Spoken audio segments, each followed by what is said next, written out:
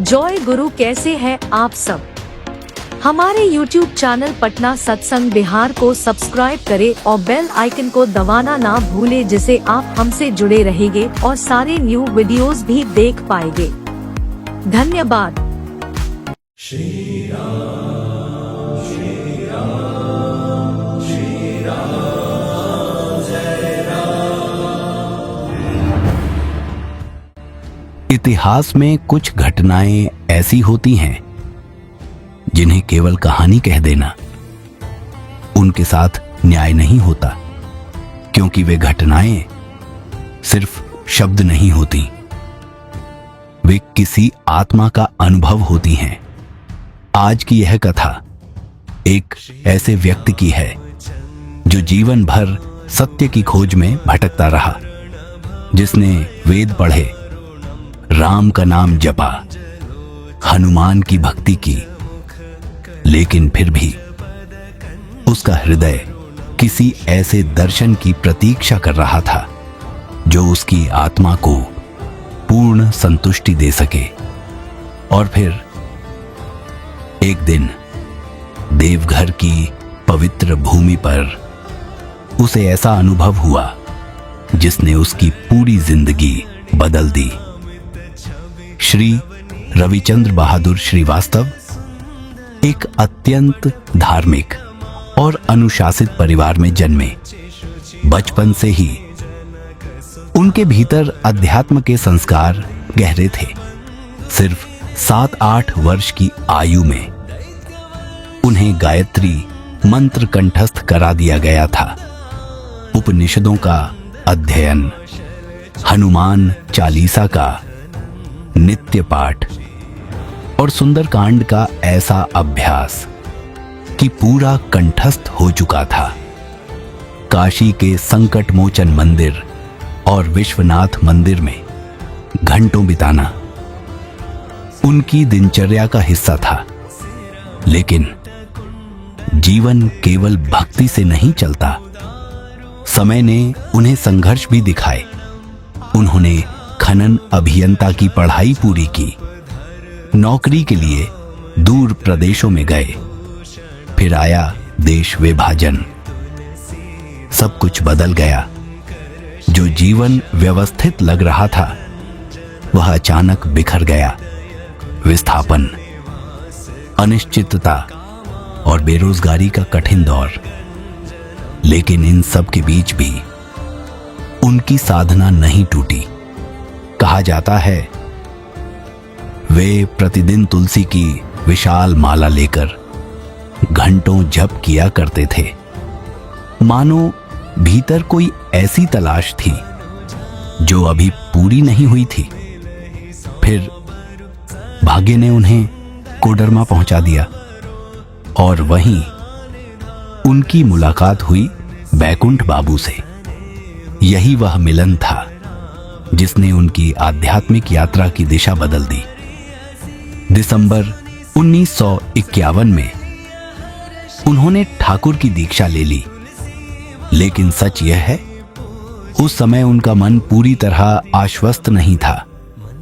उन्होंने दीक्षा तो ले ली, लेकिन भीतर कहीं यह भावना भी थी कि यदि संतोष नहीं मिला तो आगे चलकर छोड़ देंगे। 9 जुलाई 1952 देवघर, वह दिन जो उनके जीवन का सबसे महत्वपूर्ण दिन बनने वाला था। वे अपने कुछ साथियों के साथ ठाकुर दर्शन के लिए पहुंचे। बरामदे में श्री ठाकुर बैठे थे। सामने हुक्का रखा था, पास में पीकदानी। उन्होंने श्रद्धा से साष्टांग प्रणाम किया। लेकिन जब उन्होंने सिर उठाकर ठाकुर को देखा तो भीतर कुछ टूट गया। उनके मन में सद्गुरु की जो छवि थी वह बिल्कुल अलग थी। उनकी कल्पना में गुरु का स्वरूप अत्यंत तेजस्वी, अलौकिक और पारंपरिक था। लेकिन सामने का दृश्य उनकी कल्पना से मेल नहीं खा रहा था। मन भ्रमित हो गया। श्रद्धा और संशय दोनों आमने सामने खड़े थे। शाम हो चुकी थी, लेकिन भीतर का संघर्ष अभी भी समाप्त नहीं हुआ था। वे एक बार फिर ठाकुर दर्शन के लिए पहुंचे। इस बार वातावरण शांत था। बहुत कम लोग उपस्थित थे। ठाकुर कुछ दूरी पर बैठे थे और ये मन ही मन भगवान श्री राम का स्मरण कर रहे थे। समय धीरे धीरे बीत रहा था। फिर अचानक ठाकुर उठे और बंगले की ओर चलने लगे। उनकी पीठ सामने थी और तभी एक असंभव दृश्य प्रकट हुआ। उन्होंने देखा, ठाकुर के कंधे पर धनुष है, पीठ पर बाणों से भरा तरकश, सिर पर दिव्य मुकुट और पूरा स्वरूप स्वयं मर्यादा पुरुषोत्तम भगवान श्री राम का है। वह कोई कल्पना नहीं थी, वह कोई स्वप्न नहीं था, वह एक जीवित अनुभव था। एक ऐसा अनुभव जिसने उनकी चेतना को भीतर तक बदल दिया। उनकी आंखें स्वतः बंद हो गईं और जब उन्होंने फिर संसार को देखा, तब से उन्हें ठाकुर में केवल एक ही रूप दिखाई देता रहा, भगवान श्री राम का। आध्यात्मिक अनुभव तर्क से नहीं समझे जाते, वे केवल महसूस किए जाते हैं। कभी कभी ईश्वर स्वयं को वैसे नहीं दिखाते जैसा संसार चाहता है, वे वैसे प्रकट होते हैं जैसा एक सच्चा भक्त भीतर से उन्हें पुकारता है। और शायद इसीलिए उस दिन देवघर में एक साधारण से दिखने वाले संत में एक भक्त ने स्वयं भगवान श्री राम के दर्शन किए। जय श्री राम, जय गुरु।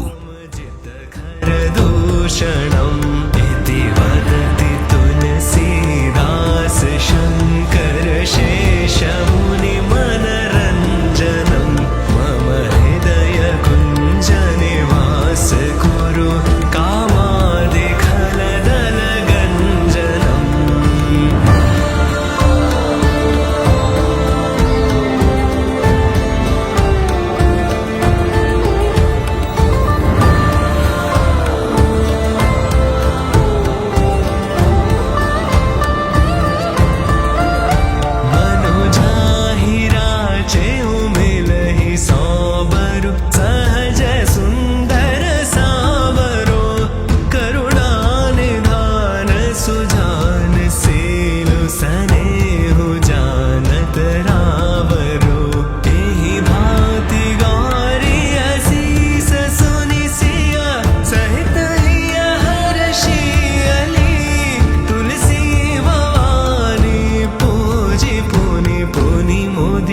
मन मंदिर चली। श्री राम राम जय राम राम, जय जय राम राम सिया राम राम। श्री राम राम जय राम राम, जय जय राम राम सिया राम राम। श्री राम राम जय राम राम, जय जय राम राम सीता राम राम। श्री राम राम जय राम राम, जय जय राम राम सिया राम राम। श्री राम राम जय राम राम।